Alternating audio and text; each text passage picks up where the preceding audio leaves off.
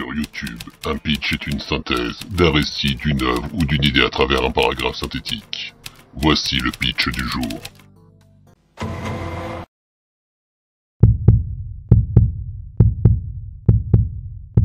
Nous sommes en guerre. Nous ne luttons ni contre une armée, ni contre une autre nation. Mais l'ennemi est là, invisible, insaisissable, qui progresse. Et cela requiert notre mobilisation générale. Quand on dit que certains événements à un endroit du monde peuvent complètement changer le monde entier, on peut prendre l'exemple concrètement du 11 septembre 2001.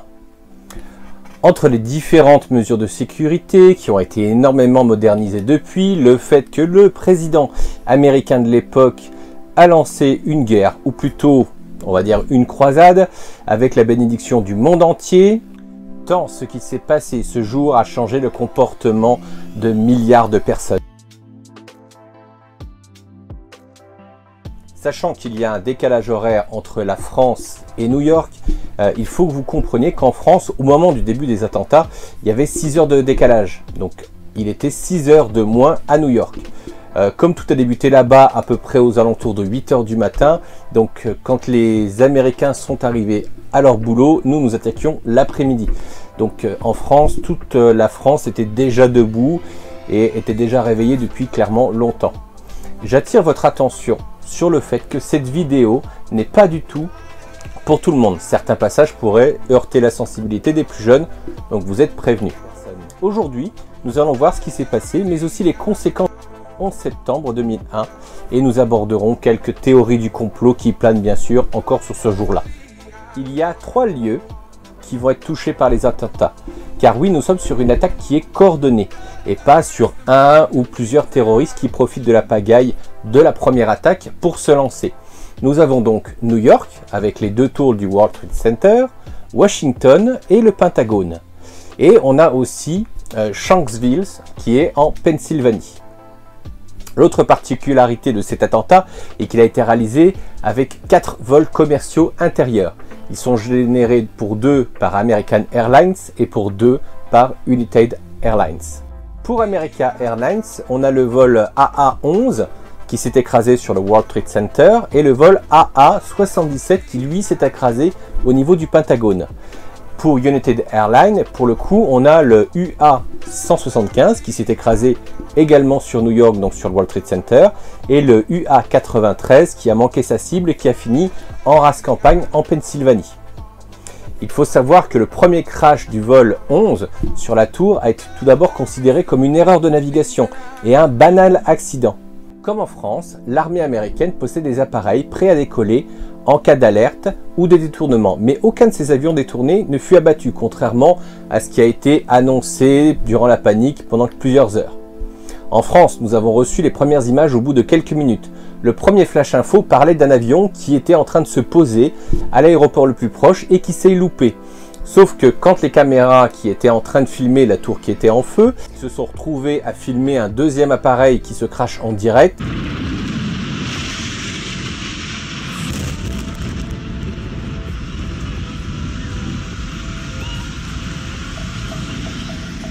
il ne s'était écoulé qu'une quinzaine de minutes entre les 2 impacts. À 9h02, les 2 tours étaient déjà en flammes. Pour les autorités, 2 crashs coup sur coup, c'est soit qu'on a 2 pilotes qui sont très cons, soit on a affaire à une attaque terroriste. De son côté, Bush est dans une école élémentaire en train d'échanger avec les élèves. Quand son conseiller Karl Rove lui apprend la nouvelle à l'oreille, il n'a que l'information qu'un petit bimoteur s'est écrasé sur l'une des tours. Il n'est pas du tout véritablement au courant avant d'ailleurs plusieurs minutes. Il est 9h30 et déjà 2 des 4 avions détournés ont rempli leur office morbide. Pourtant, dans le pays, et en particulier à New York, les grands bâtiments, comme l'Empire State Building qui se trouve pas loin, des bâtiments plus symboliques comme le Metropolitan Museum of Art, sont évacués et fermés. La FAA, donc c'est le bureau qui est chargé des avions dans l'espace américain, constate que certains de ces vols ne suivent pas les plans de vol établis, dont un certain vol 77. À 9h37, le vol d'American Airlines s'écrase sur le côté ouest du Pentagone, le siège de la défense des États-Unis. À 9h43, les services de sécurité décident d'évacuer tous les lieux de pouvoir, notamment la Maison Blanche et le Capitole, là où siège le président du Congrès. On l'a vu, George Bush n'est lui-même pas à la Maison Blanche, il est toujours dans l'école élémentaire, puis est évacué donc par Air Force One pour s'envoler et être hors de portée des attaques. Actuellement, il ne reste plus que le vol 93 qui est en vol et qui est dirigé par des terroristes. Les passagers qui apprennent justement ce qui s'est passé en bas, dans les autres vols, et leur finalité surtout, ils comprennent que pour le coup, leur sort va être exactement le même. Et là, c'est le seul instant où on a un putain de mouvement de bravoure à l'américaine. Les passagers se révoltent et attaquent les terroristes. Quelques minutes plus tard, l'avion s'écrase en pleine campagne, tuant uniquement les occupants, alors qu'il se dirigeait vers Washington et avait comme cible probable la Maison Blanche. Il faut savoir que tous les avions en vol ont eu l'obligation de se poser et que George Bush ne rigolait pas du tout à ce moment-là dans son avion. Il autorisa même son président à abattre n'importe quel avion civil qui poserait le moindre problème. Le moindre mec, comme dans Top Gun, qui veut faire un passage bas vers une tour de contrôle à la Maverick, aurait eu clairement des problèmes. Ici Ghost Rider pour un passage bas rapide. Négatif Ghost Rider, il y a du monde dans la boucle. Maverick, ça c'est pas une bonne idée. Tu m'excuseras Ghost, mais je veux lui friser les moustaches à la tour.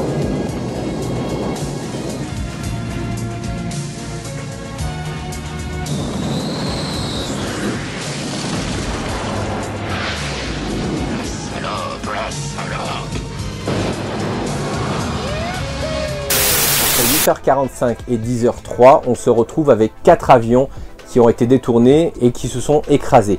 Au World Trade Center, la deuxième tour s'effondre au bout de 55 minutes. À midi, plus aucun vol autre que militaire ne survole les États-Unis, chose qui n'est vraiment jamais arrivée auparavant. À 17h20, une des tours voisines du lieu du crash s'effondre à son tour, fragilisée par les effondrements consécutifs aux tours voisines. Au total, cette journée coûta la vie à 2977 victimes avec 19 terroristes. Il y a eu plus de 6291 personnes qui ont été blessées, principalement bien sûr sur New York et Washington, sachant que le vol 93 n'a eu que ceux qui étaient dans l'avion à ce moment-là. Côté terroriste, il n'y a aucun Américain, mais il y avait des Saoudiens, des Émirats Arabes Unis, un Libanais et un Égyptien. Comme l'auteur fut rapidement identifié, car les USA savaient, semble-t-il, déjà qu'une attaque se préparait dès le 11 septembre au soir, Bush écrivait « Le Pearl Harbor du XXIe siècle a lieu aujourd'hui. Nous pensons que c'est Oussama Ben Laden. » Maintenant que nous avons exposé les faits qui a marqué durablement les États-Unis, il faut savoir que Bush s'adresse aux deux chambres du Congrès. Et il les informe que Al-Qaïda et Ben Laden avaient probablement organisé les attentats et que la guerre était déclarée. Sauf que dès cette date, les USA ont juré d'être en guerre tant que des groupes terroristes seraient en place de par le monde. Ils sont donc techniquement actuellement toujours en guerre. Cette attaque introduisit les opérations notamment en Afghanistan et leur apporta une légitimité. Mais elle permit aussi de justifier une nouvelle invasion, notamment au niveau de l'Irak, pour virer Saddam Hussein, dès 2003. On a vu qu'aucun terroriste n'était saoudien, mais les USA prirent l'excuse que justement Saddam Hussein avait apporté son soutien aux terroristes. Comble de l'anniversaire, il y a quelques semaines, les États-Unis partaient la queue entre les jambes de l'Afghanistan après 20 ans de guerre sur place.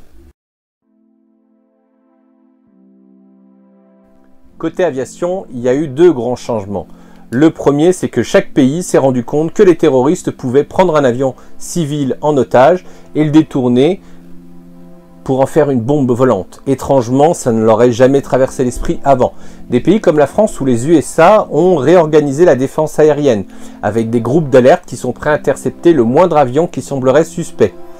Maintenant, la politique qui prévaut, c'est on tire d'abord et on enquête et au pire, on s'excuse. L'autre fait marquant est la mise à jour des avions. Des portes anti-intrusion ont été mises en place, des caméras pour vérifier les personnes qui tapent à la porte depuis le poste de pilotage et surtout la mise en place de passagers armés en protection pour éviter de nouveaux détournements. Cette protection a eu un revers, notamment en 2015. Si vous vous rappelez, il y a un pilote instable qui écrasa volontairement un Airbus A320 dans les Alpes du sud de la France. Aux USA, l'USA Patriot Act permis au FBI de devenir un organisme pouvant espionner les associations religieuses ou politiques sous prétexte de la lutte antiterroriste. Ils peuvent ainsi écouter et emprisonner n'importe qui s'il y a juste une suspicion d'une appartenance à une entité terroriste. Le Homeland Security Act concerne lui là le regroupement des agences gouvernementales. Car en fait il s'avère que depuis un moment la CIA, avant le 11 septembre, était au courant qu'il y avait des attaques mais n'a pas partagé les informations. Et enfin, en 2006, le Military Commission Act indique qu'avec effet rétroactif, toutes les personnes qui sont jugées comme terroristes sont des combattants illégaux. Et donc il sera possible de les retenir sans obligation d'avoir un acte judiciaire sur le dos comme un mandat. Et d'ailleurs, ils ne sont pas non plus soumis à la Convention de Genève qui protège les prisonniers de guerre. Et ils peuvent être soumis aux tortures physiques ou psychologiques. Ce qui est important, c'est que ça couvre les prisonniers antérieurs. Car les États-Unis faisaient emprisonner, comme notamment à Guantanamo, des personnes du monde entier sans jugement ou sans motif. Donc clairement des lois de toute puissance, liberticides au possible, et clairement n'importe qui peut se retrouver avec un joli pyjama orange. Et s'il s'est même avéré que certaines personnes ont été enlevées dans des pays amis, et pas forcément des prisonniers de guerre, qui ont été chopés notamment durant des conflits armés à la régulière. Donc les États-Unis ne sortent pas spécialement grandis de cette attaque, clairement. Mais si cet attentat est considéré comme le plus meurtrier sur le sol américain et dans le monde, le bilan est plutôt faible. En effet, les terroristes ont choisi le 11 septembre, sachant que ce jour était un jour d'élection, et un mardi matin, en plus, les tours étaient quasiment vides. En effet, les jours de rush, il peut y avoir jusqu'à 14 000 personnes sur place, donc le bilan aurait pu être extrêmement lourd. De l'avis de nombreux experts, malheureusement, ce genre d'action pourrait se reproduire. Néanmoins, plusieurs personnes pensent que maintenant, comme les terroristes type Daesh, vont se tourner vers des actions qui n'engagent que peu de combattants et n'utilisent pas de prérequis comme apprendre à piloter un avion. C'est pour cela que les attentats de Nice en France laissent supposer que nous allons avoir de plus en plus d'actions marginales qui entraînent de nombreux morts avec très peu de préparation. Forcément, comme à chaque fois, comme pour l'attaque de Charlie Hebdo, des théories du complot ont fleuri rapidement sur le net. La plupart des théories sont sorties pour contrer le rapport officiel de la commission qui a été mis en place à la suite du 11 septembre. Parmi les théories les plus récurrentes, deux ressortent. Le 11 septembre est une attaque organisée par les USA pour donner de la légitimité aux lois liberticides qu'on a vues et surtout aux attaques contre l'Afghanistan et l'Irak.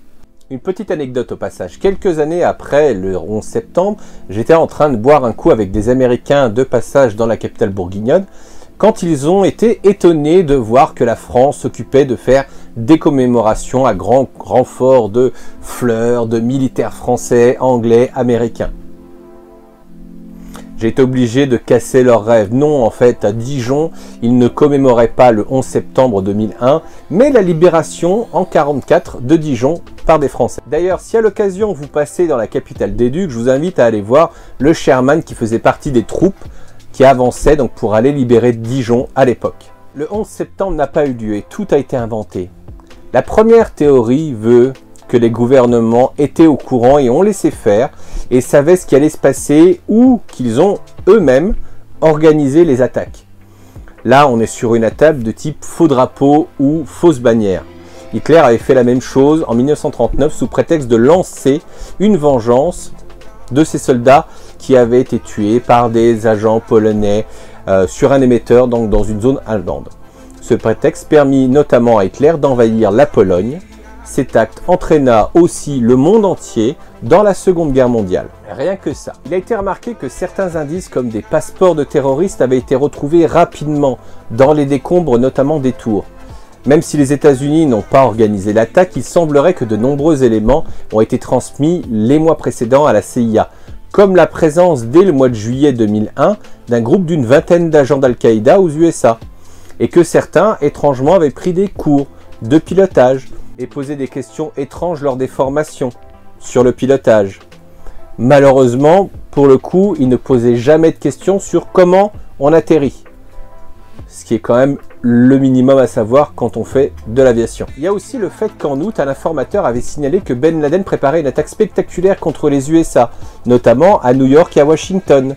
Ou alors que le 23 août, le Mossad donna la liste de terroristes qui étaient présents sur le territoire américain. Parmi tous les barbus, il y avait 4 qui étaient dans les avions du 11 septembre. La veille de l'attaque, le Pentagone a aussi annulé un vol qui était prévu justement pour le 11 septembre avec comme motif problème de sécurité. Le 11 septembre, nous avons vu que Bush n'a pas été évacué directement des écoles. Les complotistes, eux, pensent que l'équipe savait que Bush n'était pas en danger, car ils connaissaient l'objectif des 4 avions. Ce que le personnel a répondu, c'est qu'ils n'étaient pas du tout au courant et qu'en fait, ils ne l'ont pas fait évacuer car ils ne connaissaient pas la véritable nature et la menace qui était en cours. Il a été signalé aussi qu'il s'agissait d'une attaque terroriste, mais le président a été évacué dans le calme pour éviter aussi d'alarmer tous les enfants qui étaient sur place. D'un autre côté, nous avons les complotistes qui disent que l'attaque n'a jamais eu lieu. Alors bien sûr, ils ne vont pas vous dire que les tours n'ont pas disparu par magie, ou que les avions ont disparu car ils ont été enlevés par des extraterrestres, mais que les avions n'ont pas tapé les tours et le Pentagone. Que le crash du vol 93 a été dû à un avion de chasse qui a fait feu sur l'avion. Et qu'il y avait des explosifs dans les tours, que les avions ont été rajoutés sur des vidéos, que les vidéos ont été fournies au public et aux médias. Il montre aussi qu'avant l'effondrement justement du World Trade Center, une explosion aurait retenti. Pour le Pentagone, certains ont également indiqué qu'en se basant sur la première image à circuler au niveau du net, il y avait donc la pelouse qui était donc intacte devant la zone d'impact, étrangement. Il y a aussi donc des poteaux qui n'ont pas été frappés par l'avion sur le chemin, alors que tout le reste était défoncé. Plus tard, d'autres vidéos montrent une plus grande étendue recouverte de débris, des poteaux arrachés. Et ce que les complotistes trouvent assez bizarre, c'est que pour contrer leur théorie, de nouvelles vidéos sortent à chaque fois pour détailler justement qu'il y a l'existence d'un crash ou bien d'un avion. D'autres théories sur le Pentagone penchent vers un objet explosif qui aurait explosé au-dessus du Pentagone, en l'occurrence l'avion. Mais aucune trace d'explosif n'a été retrouvée sur les lieux du crash. Et franchement, un avion qui se déplace à presque 900 km/h, avec un terroriste qui attend que l'avion passe juste au-dessus du Pentagone pour le faire sauter, soit le terroriste a beaucoup de réflexes, soit c'est pas possible, clairement. Enfin, le vol 93, certains complotistes mettent en cause le fait que l'on a un des moteurs qui a été retrouvé à plus de 600 mètres du lieu du crash. Chose explicable à cause de la puissance justement donc du crash de l'avion. D'autres rapportent que des témoins n'ont pas vu l'avion se crasher, mais par contre ont vu des débris tomber du ciel, comme lors d'une attaque à missile ou une explosion donc de l'intérieur de l'avion. Voilà, nous en savons un peu plus sur ce qui s'est passé le 11 septembre et ce qui en a découlé pour de nombreuses années à venir. Concrètement, quand moi j'ai vécu le 11 septembre en direct, j'étais à Chambéry et j'ai cru clairement que c'était un film. On n'était pas à l'époque habitué à voir des vidéos d'attentats suicides et se dire franchement que des terroristes envisageaient de prendre des avions pour s'en servir comme arme, du moins aux États-Unis, car en France, le cas avait déjà été pris en considération lors de la prise d'otage du vol AF8969 en 1994. Le GIA avait à l'époque détourné donc un vol d'Alger et voulait se rendre à Paris. Mais les autorités françaises avaient préconisé que l'avion ne survole pas Paris, craignant justement la même situation qu'en 2001. L'avion a été détourné sur Marignane pour en arriver à la conclusion que l'on connaît. Pour ma part, je ne pense pas clairement que les États-Unis puissent ou veuillent organiser tout ça, mais que comme Pearl Harbor, ils se sont servis de cette attaque pour en faire une excuse pour pouvoir se lancer en guerre contre l'Afghanistan et l'Irak. Même si maintenant on sait qu'ils ont un petit peu forcé sur l'excuse des armes de destruction massive et notamment chimiques. Voilà pour ce 10e numéro des Pitch. Il fallait quelque chose d'un peu plus imposant. Et comme malheureusement les années s'écoulent, de plus en plus de personnes n'ont pas vécu cet événement. Et je pense qu'il est toujours d'utilité, franchement, de rappeler pour que justement on soit en alerte et qu'on n'ait pas à le revivre. Le prochain pitch concerne un jeu vidéo. Un jeu vidéo qui a marqué des millions de joueurs dans le monde, notamment moi. En attendant, n'oubliez pas d'activer les notifications et de vous abonner si ce n'est pas déjà fait. Vous pouvez aussi me suivre sur les réseaux sociaux, notamment Twitter et Instagram. Vous trouverez les adresses en description. C'est tout pour moi, à plus!